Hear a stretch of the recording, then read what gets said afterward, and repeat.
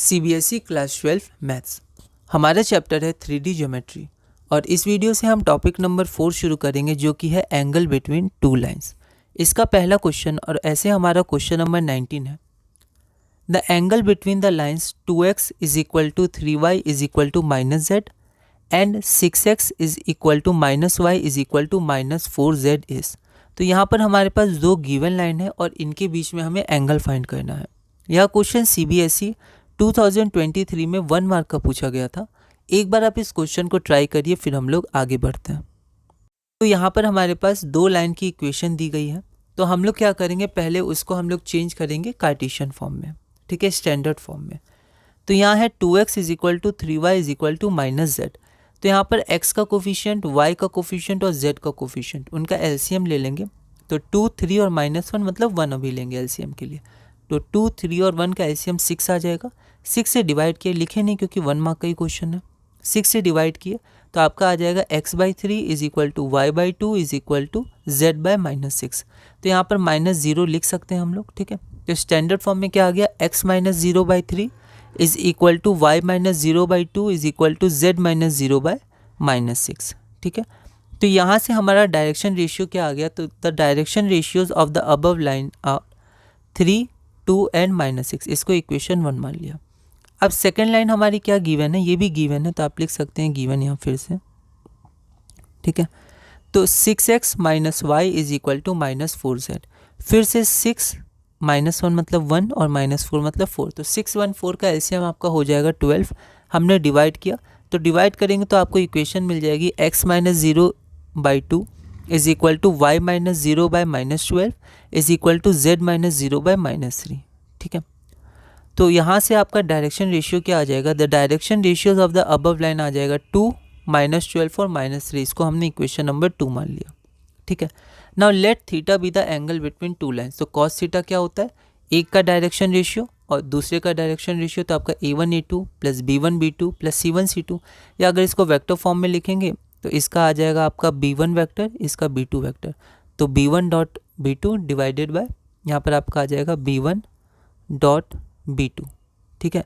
और डिनोमिनेटर में आ जाएगा मॉड B1, यहाँ गलती हो गया, यहाँ प्लस नहीं होगा, into mod B1 into mod B2, ठीक है। तो यहाँ पर आपका हो जाएगा A1 A2 B1 B2 C1 C2। तो A1 A2 3 टाइम्स 2 6, फिर -12 टाइम 2 ऐसे करके, है ना।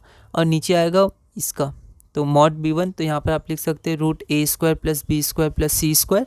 और यहाँ पर mod A2² plus B2² plus C2², इसको A1 मान लेंगे तो, है ना। तो यहाँ पर जब इसको आप सॉल्व करिएगा तो इसकी वैल्यू क्या आ जाएगी, इसकी वैल्यू आपकी 0 आ जाएगी। और अगर इसकी वैल्यू 0 आ जाएगी, है ना, तो यहाँ पर आपका कॉस थीटा बराबर 0 हो जाएगा। न्यूमरेटर 0 तो पूरी वैल्यू 0, थीटा बराबर कॉस इनवर्स 0, π/2 मतलब 90 डिग्री, ऑप्शन डी, ठीक है। तो यहाँ पर मैंने फार्मूला वगैरह या फिर कुछ जनरल नहीं लिखा A1 A2 या A3, क्योंकि ये 1 मार्क का क्वेश्चन था, तो ऐसे ही आगे बढ़ गए। अगला क्वेश्चन है हमारा क्वेश्चन नंबर 20।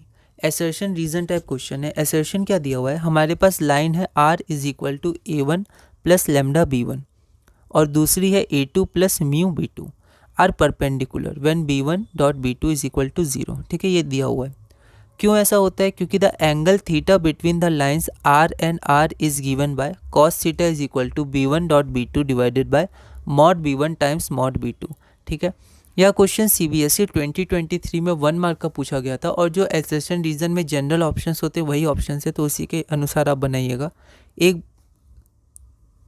एक बार आप इस क्वेश्चन को ट्राई करिए, फिर हम लोग आगे बढ़ते हैं। तो यहाँ पर हमारे पास गिवन लाइंस क्या है, पहली है R is equal to A1 plus lambda B1 और R is equal to A2 plus mu B2। तो यहाँ लैम्डा या म्यू जनरली लिया जाता है ना। Let theta be the angle between these lines, ठीक है। तो थीटा तो रीजन से हमने यूज़ किया, जो हमारा रीजन दिया था, ठीक है, सही दिया हुआ है, तो हमने रीजन को यूज़ किया, ठीक है। तो कॉस थीटा बराबर क्या हो जाएगा, B1 डॉट B2, ठीक है। और यहाँ पर दिया है when B1 B2 is equal to 0, मतलब B1 dot B2 is equal to 0, ये दिया हुआ है एसर्शन में। तो B1 dot B2 is equal to 0, तो कॉस थीटा 0 आ जाएगा। तो थीटा बराबर π/2, क्यों, क्योंकि कॉस इनवर्स 0 आपका π/2 होता है। तो हमने देख लिया कि when B1 B2 is equal to 0 B1 dot B2, तो आपका जो एंगल होता है वो 90 डिग्री होता है या लाइन्स आर परपेंडिकुलर। तो आपका एसर्शन सही है।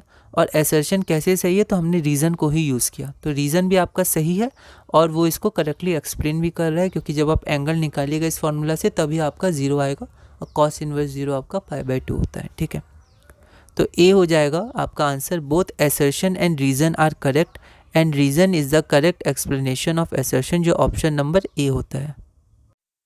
हमारा अगला क्वेश्चन है क्वेश्चन नंबर 21। ये भी एसर्शन रीज़न टाइप क्वेश्चन है। एसर्शन क्या है, the acute angle between the line R is equal to इतना एंड द एक्स एक्सिस। तो एक्स एक्सिस और इस लाइन के बीच में एक्यूट एंगल π/4 है और रीज़न है the acute angle between the lines R is equal to इतना वेक्टर फॉर्म में दिया है और दूसरी लाइन का वेक्टर फॉर्म दिया है, उनके बीच में आपका एंगल इतना आता है, कॉस थीटा बराबर इतना। ठीक है, तो यह question CBSE sample question paper 2023 में 1 मार्क का पूछा गया था। एक बार आप इस क्वेश्चन को ट्राई करिए, फिर हम लोग आगे बढ़ते हैं। तो यहाँ पर हम लोग देखते हैं the equation of x axis. तो एक्स एक्सिस का इक्वेशन क्या होता है, लैम्डा आई कैप। ठीक है, क्योंकि एक्स एक्सिस में वाई कॉम्पोनेंट और जेड कॉम्पोनेंट 0 होता है, तो उसका जो इक्वेशन आता है वो आई कैप में ही आता है, उसका एक कॉम्पोनेंट हम लोग लैम्डा मान लेते हैं। तो R is equal to lambda, आप एक्स भी मान सकते थे, एक्स आई कैप, पर यहाँ पर लैम्डा सही है क्योंकि लैम्डा के फॉर्म में है, तो हम मान लेते हैं कि एक्स एक्सिस का इक्वेशन है लैम्डा आई कैप। ठीक है, अब हमें एक्यूट एंगल थीटा निकालनी है बिटवीन आर एंड आर, जो हमारा इक्वेशन दिया है लाइन का, इस लाइन का इक्वेशन। ठीक है, तो हमारा कॉस थीटा क्या होता है, तो कॉस थीटा हमारा बिल्कुल यही होता है। ये बिल्कुल सही फॉर्मूला है कि हमारे पास 2 लाइन गिवन है, तो उसका A1 A2 plus B1 B2 plus C1 C2 divided by mod B1 mod B2 है ना, या फिर mod A1 square plus B1 square plus C1 square times या इंटू होता है, रूट हो जाएगा, मॉड है तो रूट, तो A2 square plus B2 square plus C2 square. ठीक है, तो हम लोग क्या करेंगे, बस यहाँ पर पुट कर देंगे। तो उस फॉर्मूला में अगर हम लोग पुट करेंगे तो हम देख सकते हैं कि जो एंगल होता है वो क्या होता है, लैम्डा के संग जो वेक्टर होता है उसका निकलता है। ठीक है, जैसे अगर इसके लिए माने तो यहाँ पर लैम्डा और यहाँ पर ब्रैकेट में बस आई कैप है और यहाँ पर लैम्डा आई कैप माइनस जी कैप है। ठीक है, तो अगर ये ज़्यादा मार्क्स का क्वेश्चन होता तो इसको B1 मान सकते थे, इसको B2 मान सकते थे, और ये हो जाता है B1 डॉट B2 और B1 का मॉड और B2 का मॉड। ठीक है, तो यहाँ पर फिर भी हम लोग इसी से आगे बढ़ते हैं। तो A1 A2, तो A1 की वैल्यू 1 हो गई है ना, लैम्डा तो अभी ब्रैकेट बाहर है, तो अंदर आई कैप का 1 है और यहाँ पर आई कैप का 1 है, तो A1 A2 की वैल्यू 1 1 हो गई, तो 1 टाइम्स 1, बाकी इसका तो सब 0 है, तो 0 माइनस 1 टाइम्स 0 और 0 टाइम्स 0। फिर इसका क्या हो जाएगा, तो इसका हो जाएगा 1 0 0 है ना, क्योंकि y और k मतलब y और z 0 है कॉम्पोनेंट, तो root under 1 square plus 0 square plus 0 square, और इसके लिए 1 माइनस 1 0 है, तो 1 square plus minus 1 square plus 0 square. ठीक है, तो यहाँ पर जब हम लोग इसको सॉल्व करेंगे तो हमारा आंसर π/4 ही आएगा। और एसर्शन में भी बोला गया था कि आपका इसका बीच का एंगल π/4 है, और हमने यूज़ क्या किया, तो रीज़न को यूज़ किया जो सही है। ठीक है, तो hence both assertion and reason are correct and reason R is the correct explanation of assertion, और ये हमारा इक्वेशन ए होता है, मतलब सॉरी आंसर ए होता है, ऑप्शन ए होता है। ठीक है, अगला क्वेश्चन है question number 22। Find the acute angle between the lines x minus 4/3 is equal to y plus 3/4 is equal to z plus 1/5, और दूसरा आपका इक्वेशन है लाइन का x minus 1/4 is equal to y plus 1/-3 is equal to z plus 10/5। यह question CBSE sample question paper 2020 में 2 marks का पूछा गया था।